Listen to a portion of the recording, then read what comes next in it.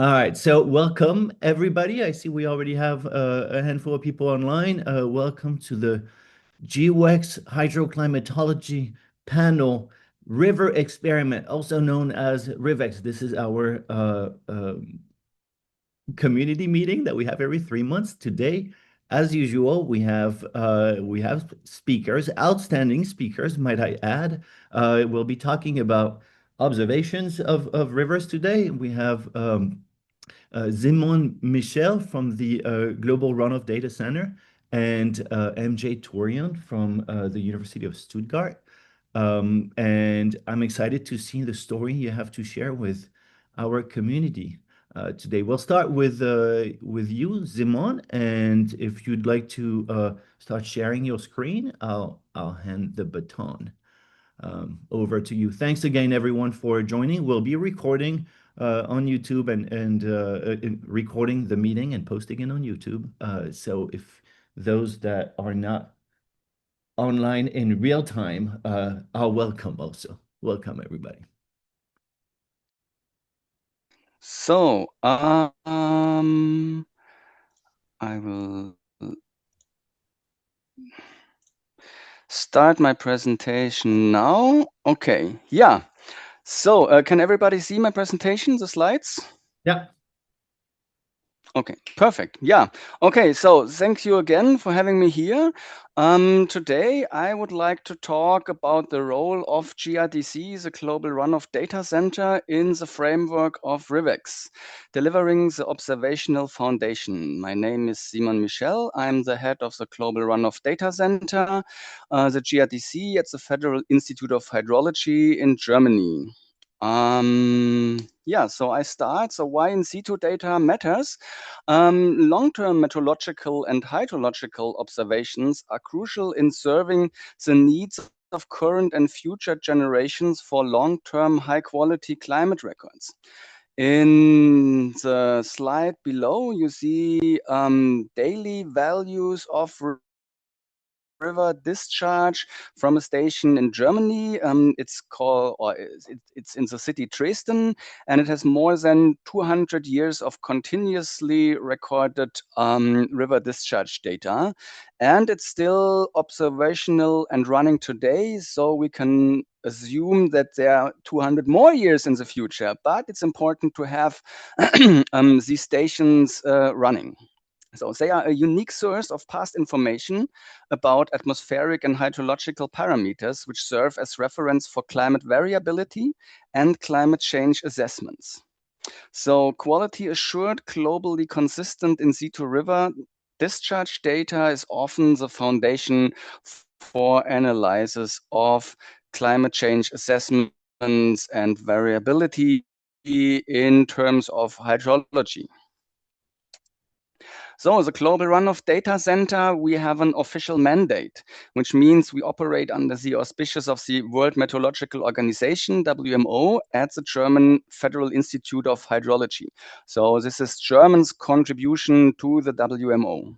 We have extensive experience. The GRDC was established in 1988 to support research on global and climate change and integrated water resources management. We have a global database. We hold the most substantive collection of quality assured river discharge data on a global scale. Marked in bold is quality assured. In our database, we have only verified data released from official sources like National Hydrological Services from member countries to WMO. And this is one of the main outstanding parts of GRDC. Here you see a map of all our stations. At the moment, we have around 11,400 stations all over the world. We have stations from 160 countries in our database, and the colors on the map represent different end years of the time series. The bluish greenish colors are the time series which end in the last 5 years. And you can see on the left-hand side the legend where you can have a closer look at what the colors basically mean. So there are a lot of stations stations which end in 2021, 2025, but there are also a lot of dots in the map which are white, reddish in color. So the data delivery basically stopped in the past. Some statistics. On the upper left panel, you see the downloads from the GRDC data portal in 2025. In total, it was about 12,100 downloads in 2025, with a mean of 1,100 downloads approximately per month.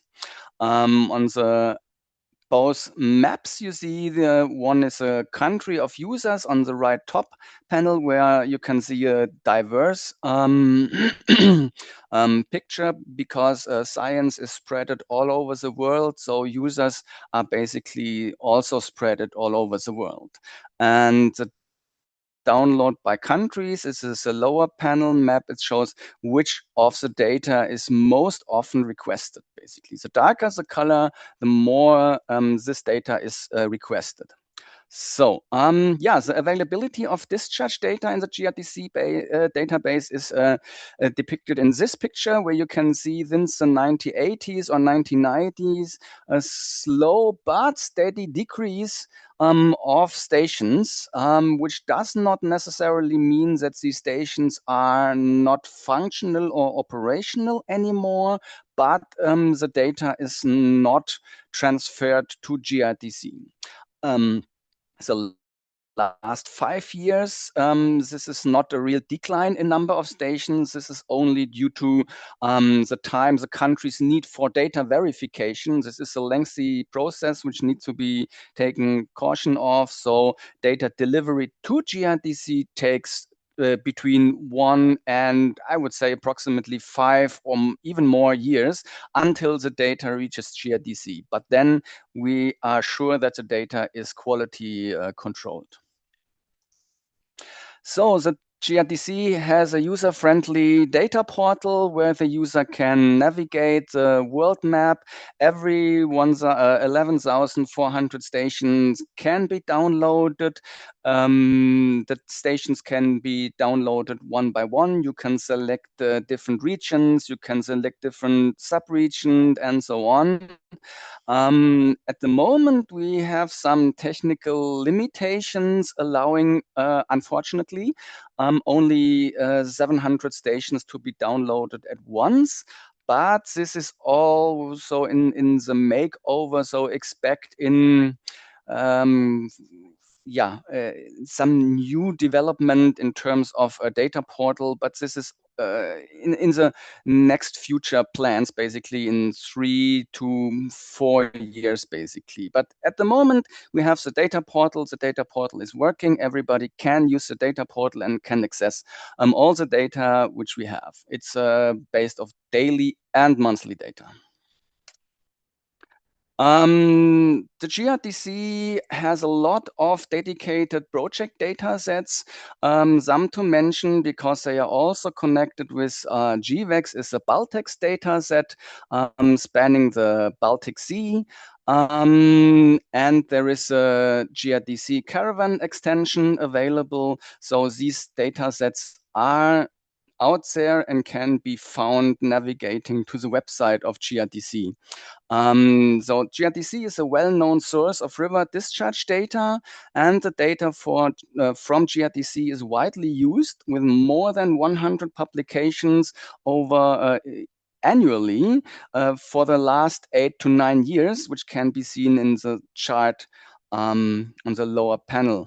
So this is quite an impressive achievement of GRDC. So the data is widely known and is readily used in science, basically. Marked in red with a red circle, we also have a collaboration with University Stuttgart and MJ and colleagues. This is a space-based discharge. So this is also part of the dedicated project datasets of GRDC. Mainly what comes out of the collaboration with project is different publications or different data sets. One is a GRDC caravan data set, Or as an example, I did show here the Baltex data set. This is a data set where the GRDC provides original Baltex stations plus, or in addition, GRDC stations would comprehend to the original data set and increase and extend the original data set, which is quite impressive because we have a lot of stations draining into the Baltic Sea. So, bridging the gap, there are more working groups finding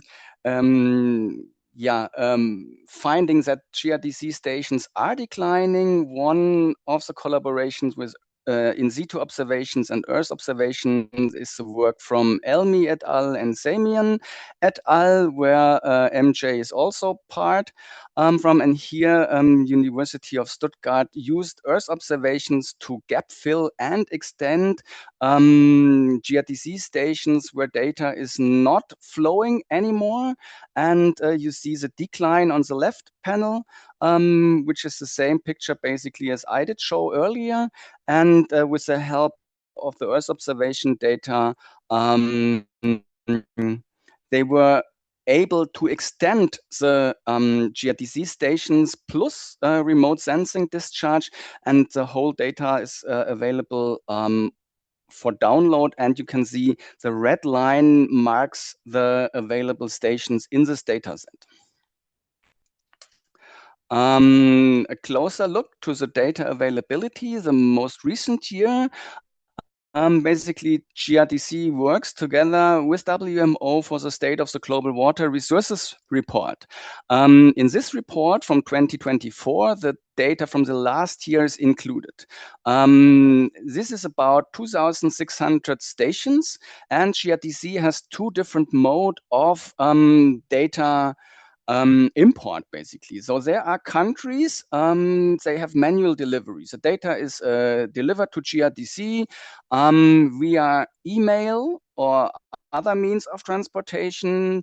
And these are 635 stations which have data from the last year and the reference period of 1991 until 2020. The catchment size is marked in red on the map on the right panel. The catchment size is 32 million square kilometers. GRDC is able to connect to countries providing the data via API.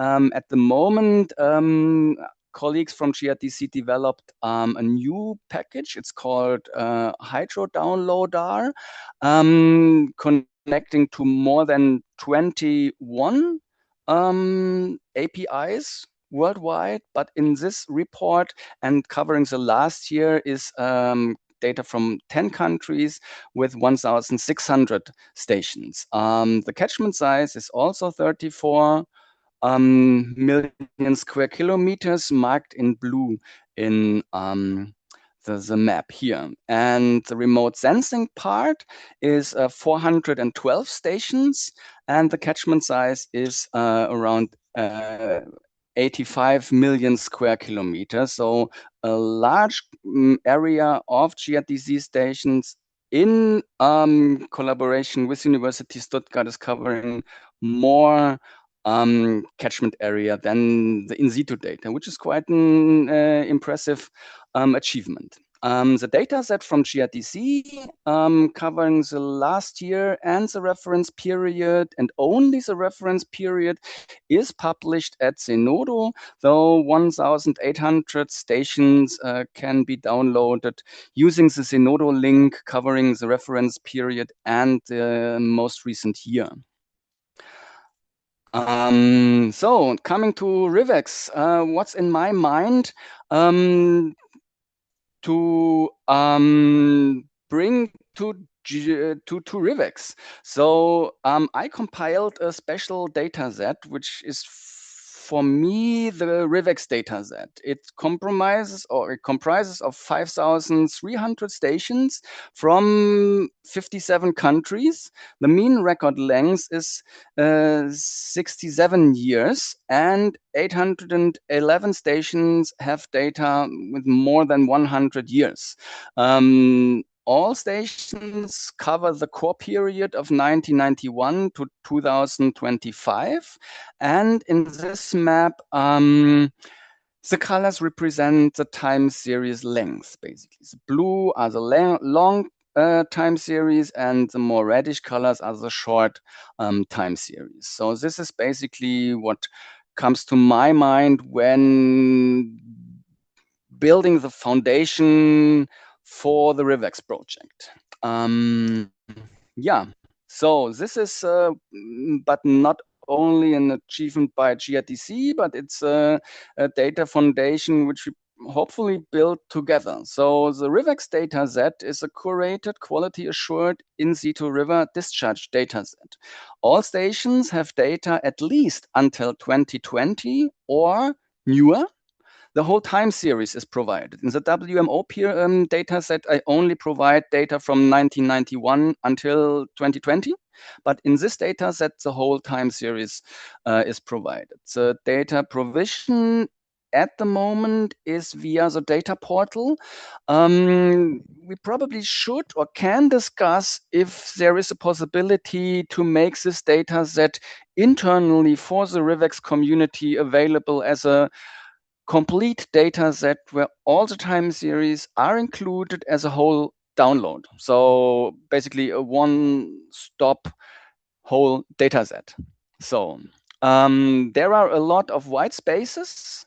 I just go back to the map here. You see a lot of white spaces, and this is where hopefully MJ can contribute to, and the Earth observation working group can also contribute, because there are a lot of white spaces. We know it, and this is what comes to my mind, would be beneficial for GRDC, the further collaboration with the Earth observation community and the collaboration with the modeling community would also be great output out of the RivEx project here. And as a last point, I have a wish list of GRDC, probably a created runoff product as a joint RivEx output. And yeah, now we can start discussing the GRDC data and the RivEx effort. And if the community at this point in time needs other data or even more stations and so on and so forth, and what's going on in the GRDC technical stuff and so on and so forth. And this is basically the end of my presentation. I would say thank you to Claudia Centis and Henning Plesso. Because without them, the work of GRDC would not be possible. And thank you for your attention. And questions are always welcome. So thank you. Simon, that was so great. I have to say I had a little bit of a moment when you showed that map and you said GRDC RivEx. That's awesome. It is really Okay. good. Oh, and hold on, you're sharing your screen. I'm seeing myself multiple times now. Okay. Yeah. Uh, uh, oh, here we are. Question of clarification, and also if I haven't said it enough, thank you for being willing to join us on the adventure. I think one of the words in your title was fundamental or essential, and I totally agree. Having the ground truth that your team is able to provide is essential for the work that we're trying to do. A quick question of Mhm. clarification. I love the data set that you're proposing, and so my understanding is you said there is data, daily data available for all of these stations at least between 1991 and 2020 included, and then there is some Mhm. more. Is that accurate? So we know we have is it 100% full daily discharge data for at least how many stations you have? 1,000 and some? 5,000? No, it's 5,000. Yeah. So some stations have only, let's say, 1 to 10 years. So they are not covering the 1991 until 2020 period, but these are only them, basically. The majority of all these stations cover at least 1991 until 2020, but the whole time series is provided. So one station is, let's say, 200 years. So this station is inside and it has a Uh-huh. time period. So this is a massive data set. Yeah. It's all in I, basically. Yeah. I think this is outstanding. And I mean, when we had a study a couple of years ago when we looked at a different time period, but I think it was 1980 to 2009, and Hmm. we did our best, but we could only find something like maybe 1,000 stations that we cleaned up a Okay. little bit Yeah. Yeah. after. Like Hmm. 5,000 is almost the order of magnitude greater. I mean, it's nuts. It's really great. So Okay. Yeah. I love it. Any other comments from the crowd? Yeah, I wasn't sure if the floor was open for questions. Can you hear me? Yeah. Yeah. Yeah. Okay, cool. Thanks Mo for the presentation. That's a very informative and yeah, yeah. I mean, as you showed, we all use GRDC one way or another. That it's probably the most popular data set among hydrologists these days. Uh, yeah, but I just want to clarify something because very often, very often, I see in publications and presentations, and you also mentioned at some point that uh, the no data. People say that gauges are declining globally, but that. And they usually often use GRDC as the reference for that, the graphs that you showed. Mm. And I think that becomes some sort of misinformation spread because we don't really know what's available out there. What the one thing is what you have access to or people make it available. The other thing is what the governments make available. So stating that that there's a declining in uh, in monitoring. I think that we don't know that. But we do know that a lot of countries, for example, Egypt, India, they don't openly provide that data. For example, you showed, if you look you have some data in Egypt, but it ends in 1990. They didn't stop monitoring their rivers in 1990. I mean, I'm pretty sure that the Nile is very essential for their livelihoods for them to not have a monitoring system. But even though we don't have that, so I just want to be no just state out there for whoever is attending this meeting to do not state that no it's the monitoring is declining because we don't know that. That's and data availability from JRDC doesn't mean that it's all we have out there. It's a fraction of what is available. Is actually could be available. Yeah, that's my comment. Yeah, this is a great comment. And I'm always a bit cautious with stating that stations are declining because there might be different reasons. One reason is stations can break down, stations, but data just cannot be transferred to GRDC. As an example, a lot of Chinese researchers are asking me if I have Chinese data. And normally I would say, yeah, but normally I would come to you and ask you if you have any data for me. So this is political reasons, transboundary basins are often problematic. Dams and yeah, everything which is covering water extraction, and so countries are really cautious when they share data, basically. So, and there are regions where every data is shared via API. So there are regions which have really great covering of or coverage of data, and some regions are poorly covered. Yeah, but I agree that most of the data, or it is somehow available, but it's not shared. So, and we Mhm. don't hold any data back because we got often questions. I need this in that river. Do you have data? And yeah, you can only go to our data portal. We don't have a secret database. So all the data which we got from the countries, we are sharing on our database, basically. So. Right. Augusto, that was a great comment. I agree that that semantics are important here. Most serious publications on the topic talk about decline in data availability rather than Yeah. in data or in monitoring. But for the story, I made the exact same mistake that you did. The first time I made it was at a GWEX meeting in front of Simon's predecessor. And Uli was not particularly pleased with my presentation when I said discharge data is going away. But since then, I've learned to use better words. So let's all be careful as a community. Anybody else has questions for Simon? Guy. Yeah. So thank you. I mean, great presentation. And yes, I'm one of those people who have actually used JDC also a number of times. Yeah, not only to look at gauge data, but look at statistics as well. But I had one question for you, maybe from a very different angle. If you, because this is a huge task, you know, keeping this database alive and making sure that you still get the data from those that may have provided to you last year, because I know being sitting in Luxembourg, you know, where you would think, well, the gauge data we have not a lot of gauges in the country, it's very small, but you would think it's very easy to make that available open.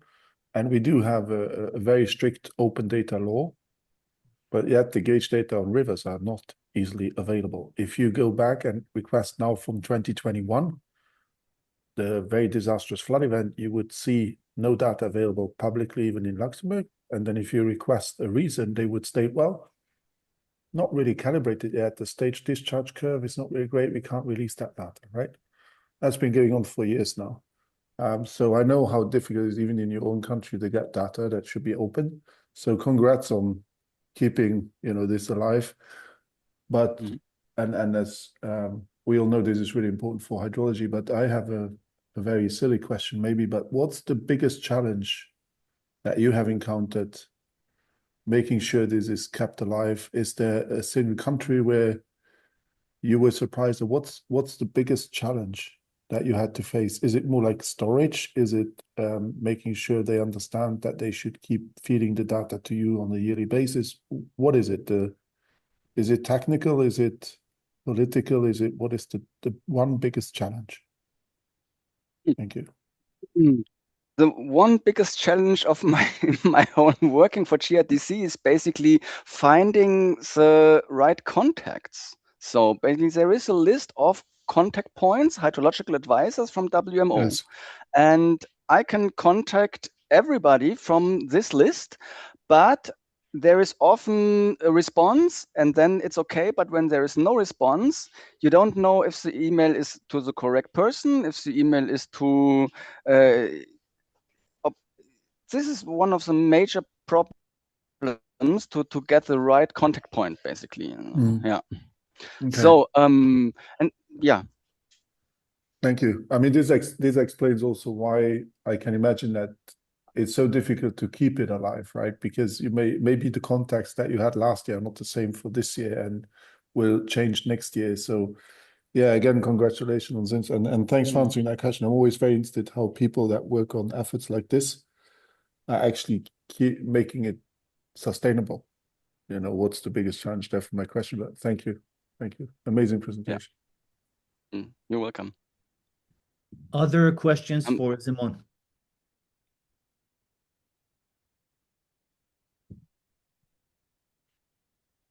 What I can contribute to that is that getting data one time is hard sometimes, but getting data continuously for the next year and the next year, this is the major challenge we are also facing at the moment. And one of the main door openers at the moment is a WMO report, because everybody wants to be part of the WMO report, but we as GRDC, we asking the countries for an extra effort, because the data needs to be ready basically now, but the verification process is often lengthy. And this is something which puts extra workload on the countries. And we are always very thankful to the countries, because they are delivering data which is not a given, basically. The example was Luxembourg. I had problems with Luxembourg data because the WMO, they allow only 10% missing data in the reference period. And the Luxembourg data start in 2001. So one whole year basically is missing. Per definition, this data should be excluded. But there is no missing value whatsoever. So this data set is quite perfect, basically. And when I go to Luxembourg, because they did a lot of extra work to provide the data to me, and I said, no, I cannot include your data because this is not complete, they would stop delivering data to GRDC so complete, basically. So this is something Yes. you have to be flexible when it comes to data and data availability and percentage of missing values and stuff like that. So this really depends, because the countries are doing a good job and they need to be honored and say thank you to the countries, because it's most of the time it's the country's work which supports GRDC to be able to provide data to the user, basically. Let me, this is great. Simon, perhaps let me ask a final question before we transition to MJ. In your presentation, you suggested that in occasions you share data sets on Zenodo, and in others, the primary location for download would be the GRDC data portal. I don't have a strong opinion for what we should do for RivEx, apart from, having somewhere an official list of the stations and perhaps the expected number of daily data points that could be downloaded, so that, if we could share the whole thing on Zenodo, I would applaud that. That would be wonderful. But if that's not allowable, for a variety of licenses or anything that stands in the way, having a place somewhere that says this is the official list of the 5,000 and some stations, and when you download everything from the data portal, you should get, I don't know, 22,601 daily data points. I think that would be tremendous for our community. But I suggest we have a brainstorm about that with the entire community when we propose a plan to everyone. Does that sound okay to you? Yes, this is basically what I was thinking. Okay. Yeah. Wonderful. Well, thank you again, Simon, for your excellent presentation and for your willingness to engage with our community. This is awesome. Sure. Of course. Yeah. Thank you for having me here. And thank you. MJ, what do you have for us? Okay, so let me share my screen. That's the screen. Let me go in presentation mode and let me activate the.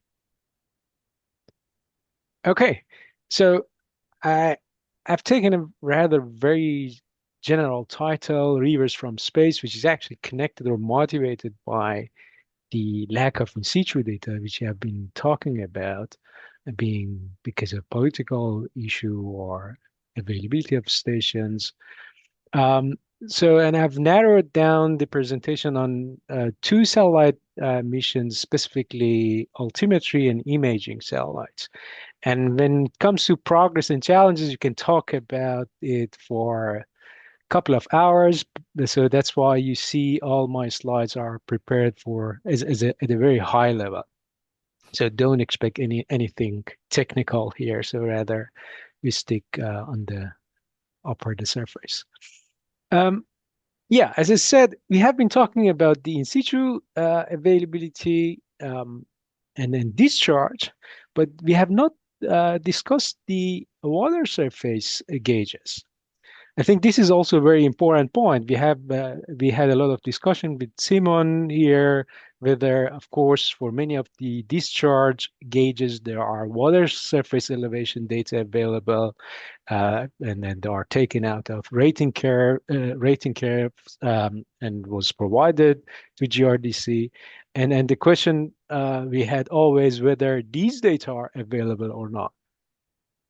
And of course, the response from Simon and others are that this is diverse. For some of stations, these are available, for some not, and this is challenging. And I would say if we stick to, if our aim is to monitor rivers, finding out water surface elevation gauges are much more difficult than the discharge. So with the help of Payman and a PhD student here, we have tried to gather as much as water surface elevation gauges we have globally. And that's what we have obtained in the past couple of, I would say, years. So these are in total 6,000 gauges that are publicly available, and some of them were not even publicly available. My student had to buy it from somewhere. So in principle, this is actually, I would say, one of the challenges of monitoring rivers globally. So the water surface elevations are not available. But of course, there are alternatives, and that's why we have these satellite missions. The standard and kind of a very well-known satellite mission is satellite altimetry. The concept is simple: transmitting the pulse, receiving the pulse back. Through travel time, you measure the distance, and then you know the position of the satellite. Then you have the height of water surface. And of course, since 2023, we have the SWOT mission, which I wouldn't talk specifically about SWOT because I know that Guy will talk about SWOT in the next RivEx presentation. So we have altimetry missions. Many of them are radar, or actually predominantly are radar, and they are designed on the nadir concept. So that means the pulse is transmitted toward nadir. So that means anything, and not in a sort of swath way. So anything kind of profiling method. So anything beneath the satellite will be monitored. So that means that's a matter of chance. So here I've prepared sort of, let me check if this works, kind of slide animation. So here you see, I just activate different satellite on the Hydrosat website. So Topex, Poseidon, and then Topex Extended, MVSat, Sentinel-A, Sentinel-B, and Cryosat. So you see, if the satellite passes through certain rivers or lakes here, we zoom in on Lake Constance. So you see we have a couple of tracks over the Lake Constance, for instance. So that means if you have a satellite passing over the lake or river, so here we see a lake, but the same if you have a river, the satellite passing, so there is a chance that you have water level time series from altimetry. And of course, this for that you have different sources starting from CSAT, GeoSat, but then effectively those satellites that can be used to generate water surface elevation over rivers would be, I would say, from Topex and then MVSat, JSON-1, JSON-2, Sentinel-3A and 3B, which are SAR based, and there are loads of technical information behind, which are very relevant in terms of capability of the satellites for monitoring rivers. But as I said, I wouldn't really go deep in the technical information. But the bottom line information is, there are native profiling satellites that could be that could generate a water level time series for rivers.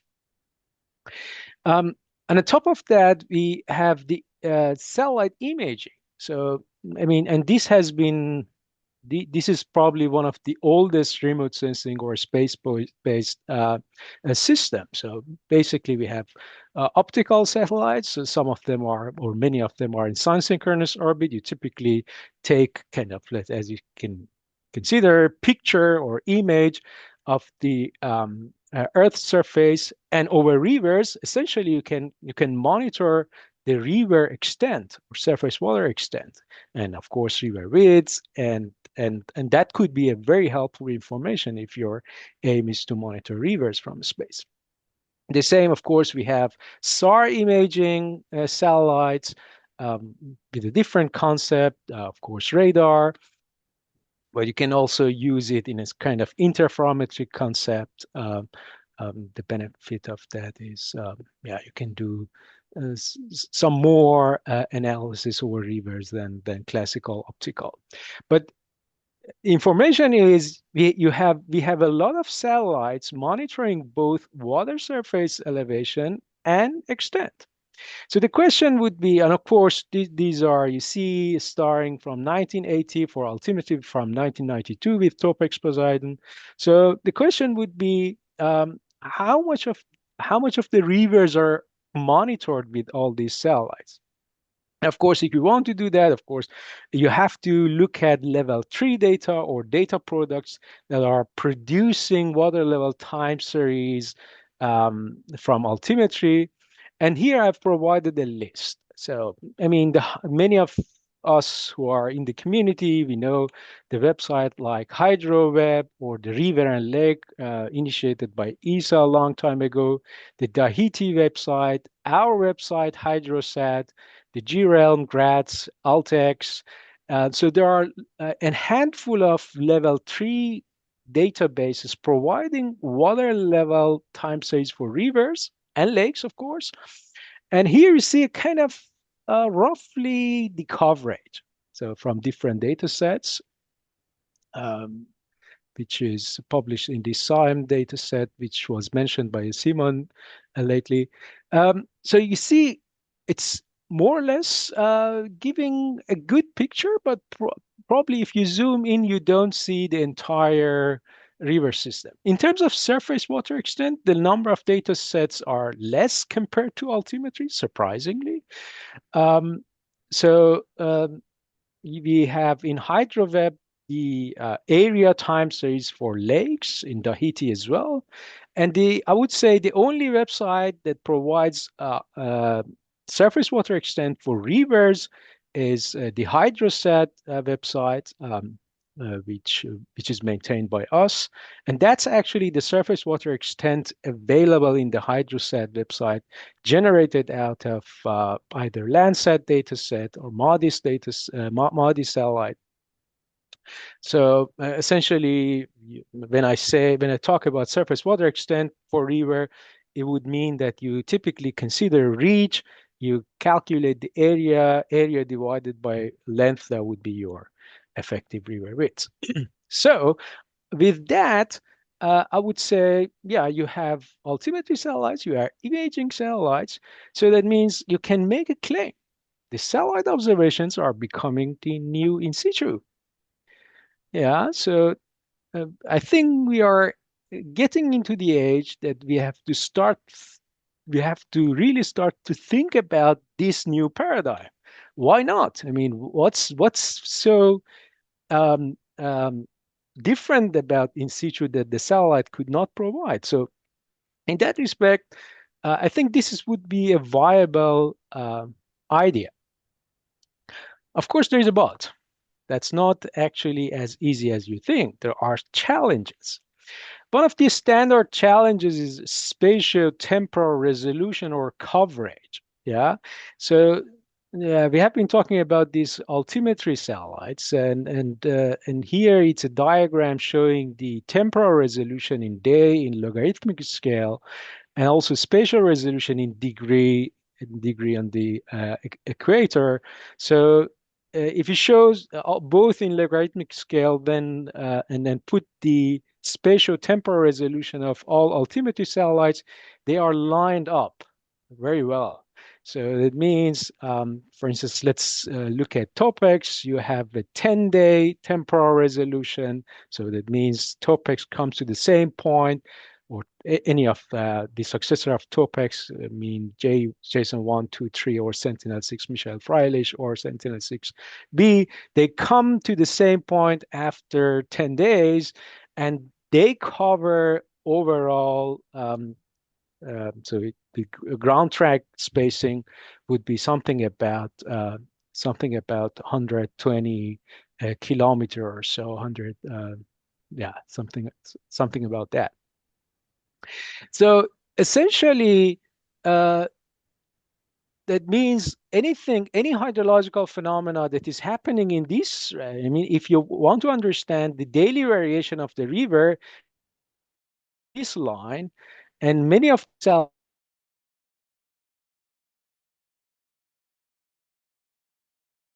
how to combine information along the river, the idea of densification, which we have been also active on that, but still if you rely on solely on one satellite, then you have to live with the temporal resolution problem. The same, of course, spatial resolution.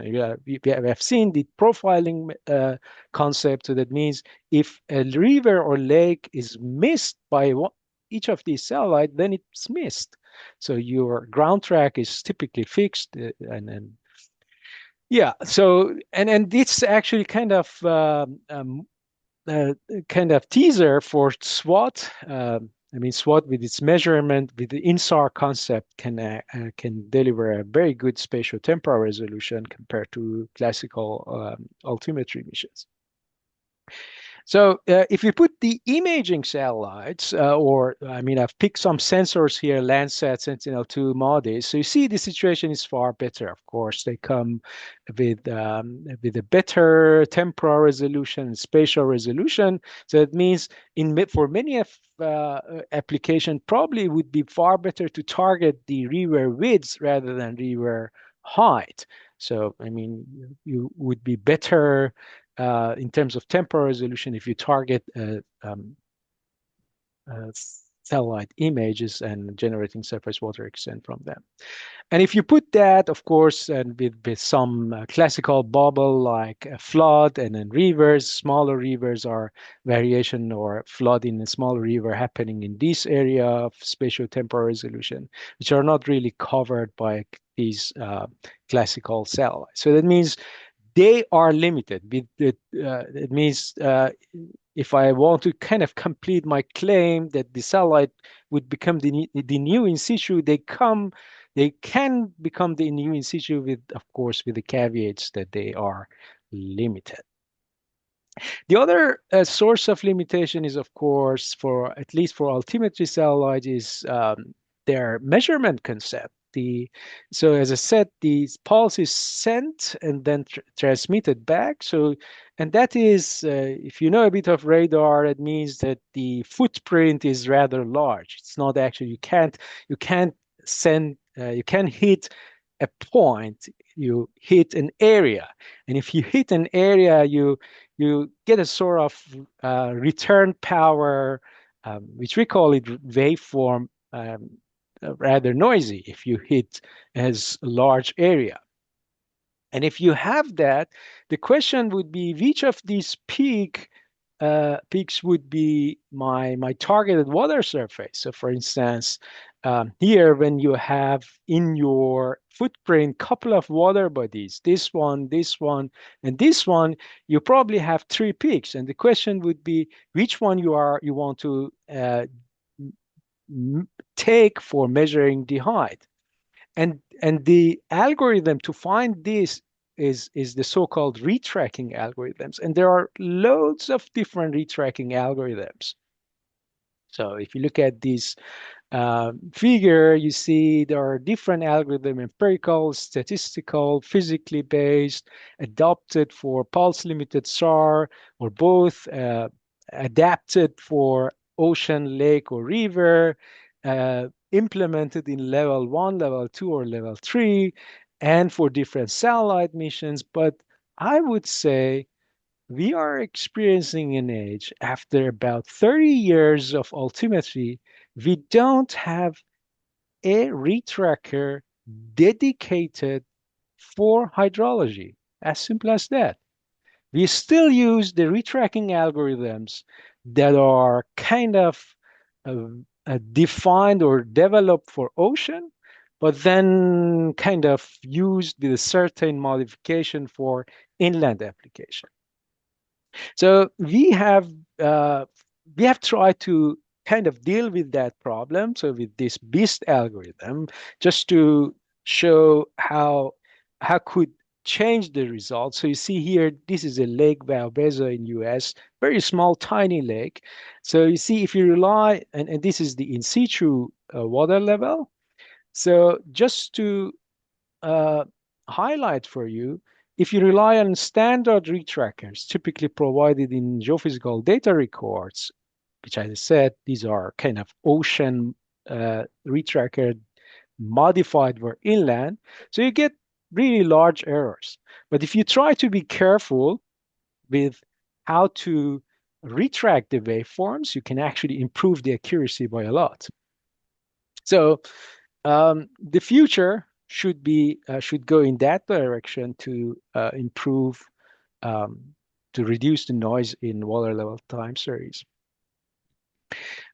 Also, in terms of satellite images and extracting the river widths, so these are basically work of Omid. So people typically think that if you take a satellite image, generating river or finding out where water is a simple task. So you have a histogram, and then you typically expect that you have a kind of bimodal histogram. You define a threshold, and you say, this is my water, and this is land. It turns out that it's not as easy as you think if you aim to monitor the dynamic variation of a river. This is just one example which Omid showed long time ago in this paper. So green is in situ river discharge, and blue is water area obtained from 4 different thresholding algorithms. So actually, I mean, not simple one, rather sophisticated one. But still, you see that when it comes to finding out the proper dynamic of the river, extracting the river widths is not so easy. So, of course, a long time ago in his PhD, Omid showed that if you could benefit from spatio-temporal information, things can get far better. And here he means, in principle, that you kind of make the pixel, you make your algorithm informed about if a pixel is neighbored by a water pixel, and also neighbored by a water pixel in time. So in principle, if you make your algorithm clever, then you can generate rather proper river width time series. So just to mention, if you have done that, then as mentioned by Simon, then you can generate your rating curve and estimate river discharge. So both from water level, you can connect it to river discharge, or river widths connected to river discharge, generate a rating curve. This can be simultaneous or non-simultaneous. We have shown in these two papers that also from non-simultaneous time series, you can generate these rating curves and estimate river discharge, which are also maintained in Hydrosat website and also shown by Simon. So talking about RivEx, in principle, whatever we have in our Hydrosat website in terms of surface water extent, water level, river discharge, we would contribute openly to RivEx and discuss with Cedric about that. So we have to discuss in which form, but these are, one disclaimer, of course, that these are not all belonging to same time period. These are generated out of different satellite missions. So I mean, one can start thinking of how to harmonize all these data, but still, this could be something for future studies. So where we are now in terms of what we can estimate and measure over rivers. So I would say river discharge can be estimated through satellite altimetry and imaging, and there are many studies, many data set by now.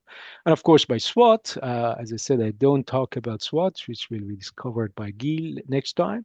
The river surface height can be measured by altimetry, as I've mentioned, and SWOT. The river surface slope, which is also fundamental for many of the studies, was also shown to be estimated by altimetry by Christian and colleague. And also by laser altimetry, the ISAT2, Daniel showed that They came up with kind of global data set with for surface slope, and of course that is something that GSWOT can also do that. What I did not mention is the new emerging techniques of GNSS-R and GNSS-IR, the GNSS reflectometry and interferometric reflectometry, that they come to the game for monitoring both water surface elevation and slope. So this should be also discussed in probably one of the other session of RivEx. The river flow velocity is something that has, people are starting to kind of finding ways to estimate. There's a paper by Nick Everard for kind of using videos to estimate river velocity, and that's an essential information. At one point of time, we would have global river velocity that could be extremely helpful for river analysis. In terms of river depths, of course, when it comes to inversion methods, you can use SWOT, you can use satellite altimetry plus imagery to do the inversion and get the river's depth. But depending MJ, I hate to interrupt you. We're getting close to the top of the hour. How many more slides do you have? And are you? That's the last slide. This is okay. Thank you. Thank you. Yeah. When it comes to the depth, laser altimetry could be also one option that it can penetrate. So river widths I've mentioned, and groundwater discharge, of course, you can't measure from space. And with that, I would like to thank you, and I would like to acknowledge all my colleagues who contributed a lot in this presentation. Happy to answer your question. That was so great. I don't think that's ever happened to me that I said, when are you going to be done? And it's going to be literally 2 seconds later. I apologize for the interruption. No problem. Thank you so much, MJ, for the excellent presentation. I really appreciate a lot of the graphics that you put together. Tell a nice story. I might need to recycle some of those. Do I have an immediate question, which is, how do you propose that we engage your team and the rest of the community to bring something to the river experiment? We have this approach that, those who do the work have the majority decision power, but we do want to engage as many people as possible. And you've mentioned alternatives. There are other teams that you mentioned in many of your slides. I'm also hearing of new methods that I think paper was recently published. You call that, I don't know, the neighbor observations, or the you had a clever word for that. But how do you think we densification? Tell me again. Densification, you The mean? densification, yes, thank Yeah. you. That stuff is really cool. Yeah. What do you think we should do as a community? We don't want to be too distracted by a million data sets. That's for sure. But having a handful of representative data sets would be helpful. What do you think we should do? Well, I think probably the hardest task is to harmonize all these data sets. I mean, if I come back to this slide or this one, I mean, there are different available data sets, and then one should sit and harmonize all of them. So for many of these, I mean, which we call virtual stations, you have data set from different multiple sources. So the question would be, are they deliver the same answer or the same water surface elevation or not? And the other question would be whether we want to use all these data set together, because these are publicly available data, so you can actually do whatever you like with them. So, and then harmonizing in the sense of, when it comes to water surface elevation, you have to understand whether they have the same reference, the same datum, the same geoid, the same.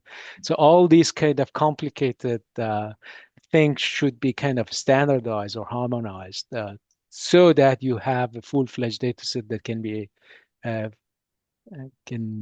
made available for everyone. So these would be, I think there would be a kind of task force or task to discuss and then do the harmonization of different data sets available. That's great. Can we look to you, MJ, as you know, one of the top experts in this field to work with the community that you're showing here and see who else might be interested in participating? I Yeah. think we want to be welcoming of everyone who cares to contribute and also come up with a recommendation for everyone. So I think our thing that we're trying to do is as you know, one of the topical co-leads for observations here to have you guide us with what you think is the best thing we should do. And so I would encourage anyone on this call here or watching later to contact me or any of the other co-leads of RivEx or MJ and Zimon to engage with these topics if that's something that you'd like to participate in. All right, we're already 3 minutes past the top of the hour. Do we have any burning questions from anyone before we close?